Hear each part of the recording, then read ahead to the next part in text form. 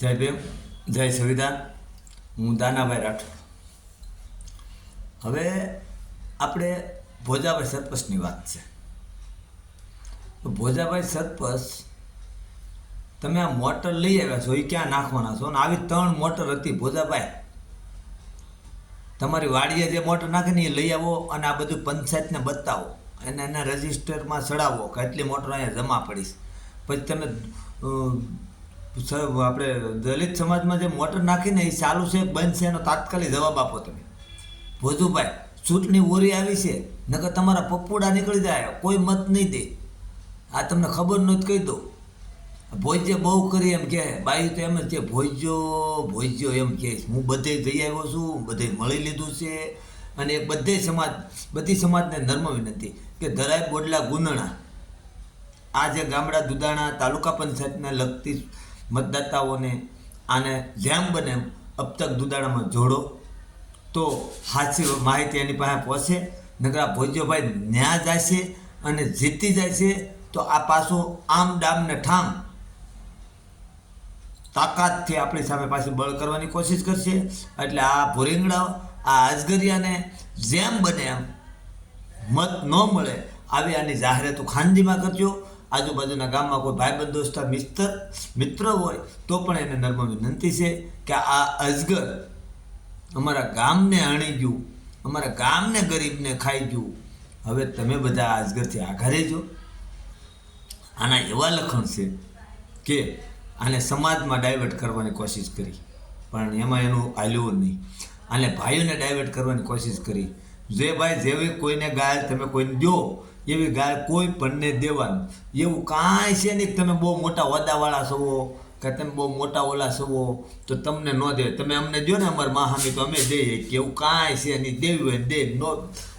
અને પછી કોકના સંસ્કાર એવા હોય, કોકને ગણું જો એવી હોય એટલે ગાળું બોલ્યા કરે. પછી અમુક નાતો ન હોય તો એના મગજમાં ક્રોધ ભરાઈ જતો હોય એટલે કદાચ ગાળું દીધા કરે. પણ આપણા એવા કાંઈ સંસ્કાર છે નહીં. એટલે તમારે બહુ ફાંકા ફોજદારી કરવી નહીં. તમે ગામમાં કામ કરો. તમે હનુમાન દાદાના મંદિર મેં 80 લાખ રૂપિયાની આવક છે, 25 લાખમાં મંદિર બન્યું છે. હવે આ રૂપિયા ક્યાં ગયા? તમે આહિર સમાજને હિસાબ આપ્યો? હે ભોજાભાઈ, તમે પાછા એમ કહો કે અમારું સમાજ તમે મણિધર તો તમે થયા, અમે હું મણિધર થાય? અમે ગામમાં એકની ગાય ખાવા ત્યાર છીએ. તું મોટામાં મોટો અજગરિયો છો ભોજા, તને ખબર છે? પાછો કે આ મોટો મનીધર થાય તો આપણને નડશે. અમે ન નડીએ, અમે 5 પશવીના પૂછ્યા હોય. એક વાત છે, તું મોટો અજગરિયા 80 લાખ દાન આવ્યું ઓછા નામે. તને હિસાબ કરવો જ કે ન કે મારી પાસે હિસાબ છે.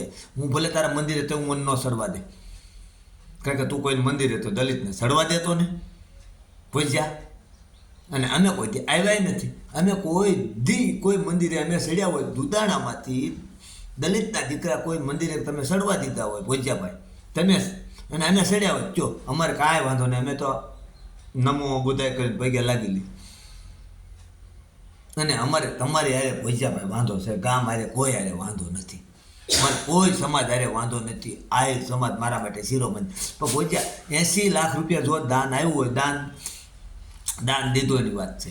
80 લાખ રૂપિયા દાન આવ્યું હોય ભોજ્યાભાઈ તો 25 લાખમાં મંદિર બની જાય. હું એનો કોન્ટ્રાક્ટર છું મંદિરનું. 5 લાખ રૂપિયા બીજો ખર્ચો તે કર્યો હોય. તું ભોજ્યા બનાવતો એને બનાવી જાય 50 લાખ રૂપિયા જાય છે. કોને ભાગમાં આપ્યા તે કઈ ડગબાદ. તને રોકડું ખાનગીમાં પૈસા આપ્યા નહીં તો તે લખ્યા નથી. અને હનુમાન દાદાની સાક્ષીએ કહું છું, આ ખોટું નહીં કહેતો. મને અહીંયા ગામ વાતું કરે અને તારું ગામ તું માનતો એની માં જ ફેરે છે.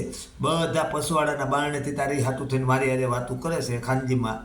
અને તને મોઢે નથી કહી શકતા. એનું કારણ 2-3 છે. એક કુટુંબ છો, સમાજ છો, અને તને તારી નાગાઈના હિસાબ કોઈ તને પોગી નહીં શકતું. પણ તારી નાગાઈ ભોરીંગડા હું એટલે ભાંગી નાખીને હલકી કરી નાખીને એટલે તું કોઈ દી ક્યાંયનો નહીં રહે ભોજ્યા. તે ગરીબને બહુ સૂચ્યા છે, તે કુટુંબને બહુ હેરાન કીધું. જો પહેલી તો વાત એક આમભાઈની કોઈ વાત નથી આમાં દેવા તે ત્યાંની સિવાય તારા કુટુંબને કેટલાને હેરાન કર્યા. તને કાયદેસર તને ભગુડાવાળી માથે રાખીને વાત કરજે, મનથી વિચાર કરીને મને કહેજે કે હાશું તારું, નકર આનું આ ફળ આના આ ભોગવીશ તું. જય ભીમ, જય સંવિધાન.